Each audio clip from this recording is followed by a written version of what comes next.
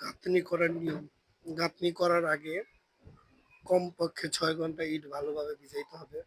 যাতে ইটের ভিতরের পুরোটা ভিজে যায়। তারপর শুকায়া নিয়ে তারপর গাঁথনি করতে হবে। সারফেসটা যাতে অন্তত ১ ঘন্টা শুকায়। আর মসলা অতিরিক্ত নরম করবেন না। আ অতিরিক্ত শক্তও থাকবে না। আর বালু মিশাবেন যেটা মসলা মাখাবেন, এটা হচ্ছে আপনার লাগা যেভাবে থাকে রেশিও অনুযায়ী মিলাবেন। 1:3, 1:4 পার্সেন্টেজ আপনি সাধারণত 1:4 হয়। আরেকটা জিনিস মাথায় রাখতে হবে। আমাদের সিমেন্টটা যে পাত্রে দিবেন, বালুটা ওই পাত্রে দেখা গেছে যে সিমেন্টের ব্যাগ থাকে, সিমেন্ট যে ব্যাগে থাকে 75% পর্যন্ত মনে করেন যে থাকে। আর বালু ভরার সময় কি হয়?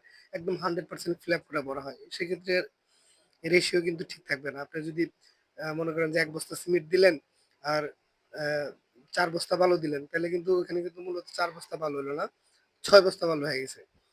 ঠিক আছে? বা ৫ বস্তার উপরে বালু হয়ে গেছে।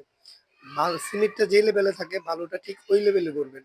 এবার 1:4 যদি হয় তাহলে ওই লেভেলে ভরে ৪ বস্তা বালু দিবেন। সিমেন্ট যে লেভেলে থাকে।